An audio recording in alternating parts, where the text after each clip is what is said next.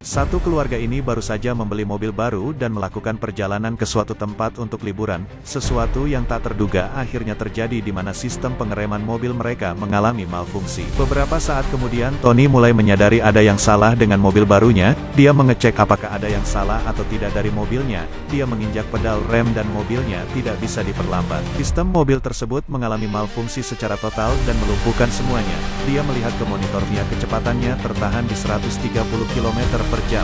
Dia mencoba menonaktifkan sistem itu dan tidak terjadi apa-apa. Tony mencoba menarik sebuah tuas dan muncul peringatan malfungsi sistem. Kecepatan mobil mereka naik menjadi 140 km per jam di monitor. Tony menelepon sales tempat dia membeli mobilnya dan menceritakan mobil yang dibelinya mengalami masalah. Sales tersebut tidak menghiraukan dan mengatakan semuanya akan baik-baik saja dalam beberapa saat. Mobil Tony yang mulai tak terkendali melaju kencang dan menabrak mobil kuning milik yang bisa saja disebut Johnny. Johnny terdiam, membisu, dan melihat apa yang terjadi pada mobilnya. Dia sangat marah dan mengejar mobil Tony. Seorang polisi pria mengejar mereka, menyuruh mereka menepi, tapi Tony menjelaskan apa yang terjadi pada mobil mereka kepadanya.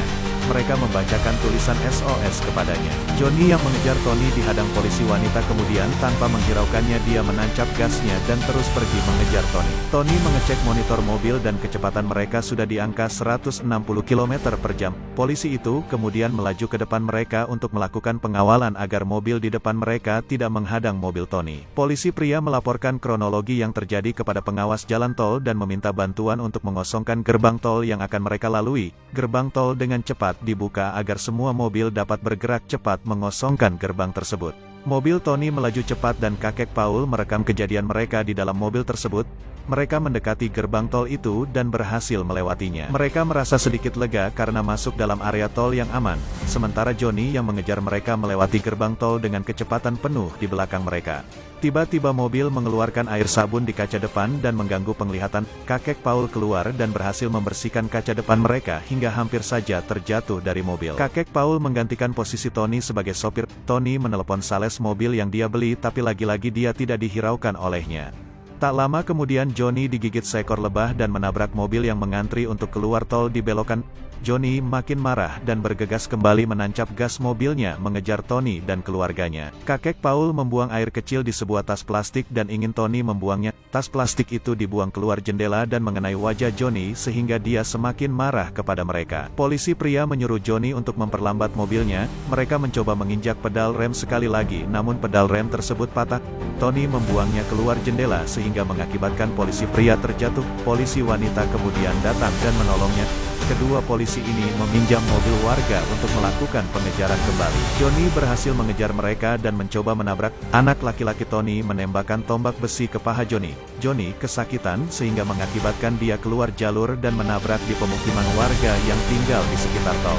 Kedua polisi tersebut berhasil mengejar mereka dan berusaha memperlambat mobil Tony dengan cara menghadangnya dari depan. Mobil mereka tidak melambat dan terus melaju dengan kecepatan yang sama.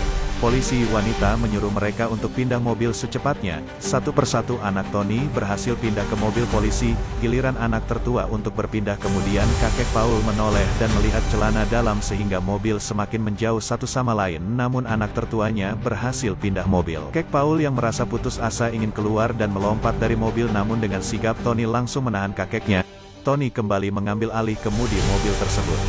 Bantuan helikopter datang mendekati mereka, sementara tak jauh di depan mereka para warga di depan gerbang keluar tol disuruh evakuasi meninggalkan mobil mereka. Istri Tony dievakuasi menggunakan helikopter untuk yang pertama kali keluar dan mereka berhasil mengevakuasi istri Tony. Tersisa Tony dan kakek Paul, mereka mulai mencurahkan isi hati satu sama lain.